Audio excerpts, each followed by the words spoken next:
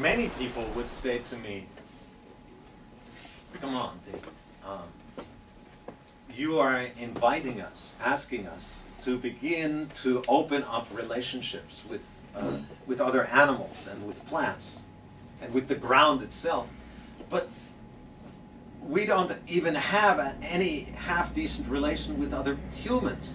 So don't we need to heal our relationship with others of our own species first before we can really open up and begin to dialogue with the rest of the earth?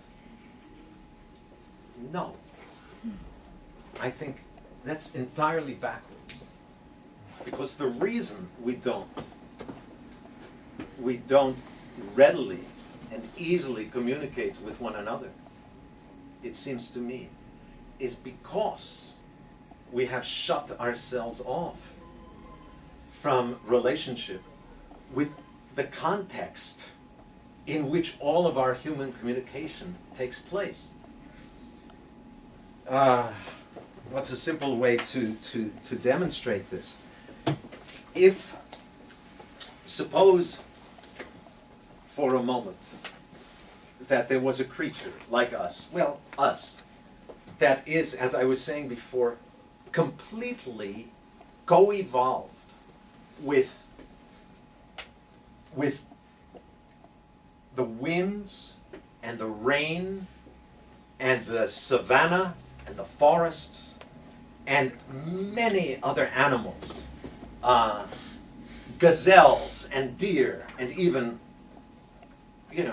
huge creatures that are quite dangerous, that can eat us and often do take us as prey. But so our whole sensorium is evolved to be able to notice and pay attention to the shadows of other creatures and the eyes coming from very different faces from our own, furry faces, and antlered creatures who we hunt.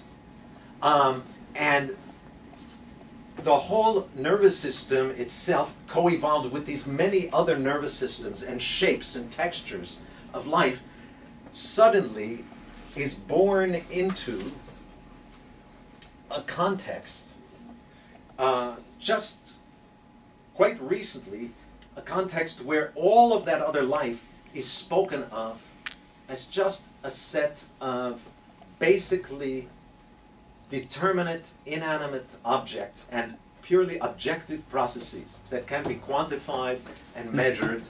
And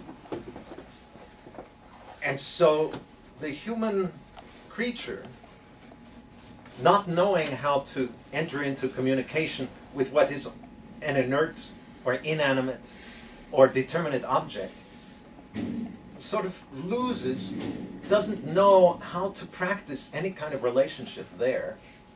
But so we turn toward the only place where there still is some kind of mystery that is allowed to be mystery, some kind of enigmatic otherness, is in other human beings.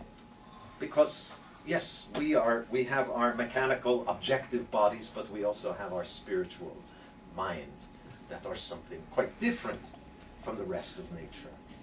And so we turn toward our lovers, our husbands or our wives, for instance, craving still the nourishment that once came from being in active relationship with dragonfly and moonrise and thundercloud and the wind stirring in the grasses and other big winds that come pouring down from the high mountain passes.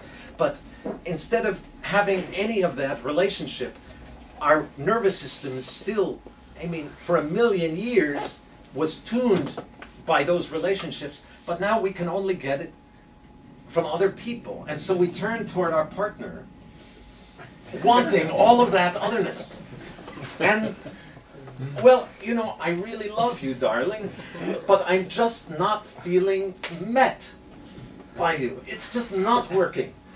And she is feeling the same. And in fact, it blows apart so many relationships, one after another, because another human who is shaped so much like us a nervous system that is basically the same as ours, cannot possibly provide all of that rich, wild otherness that that nourishment we once got from being in active interaction with spiders spinning their webs and the tracks of wolves as we track them across the snowy field, and yes, of huge forest creatures and the forests themselves in their branching powers, and owls and whales and salmon, whose patterns we were so exquisitely attuned to when they would come flooding back up into the rivers after 3 years again. Whoa! But we don't have, we just speak of the salmon now as a resource. It's not something we relate to. So we turn for relationship to our human community. But the human community can't possibly provide all of that wonder and rich, wild, and dangerous otherness. And so it makes all of our human relationships very brittle, very stiff and brittle, because we want so much more from them than they can possibly provide.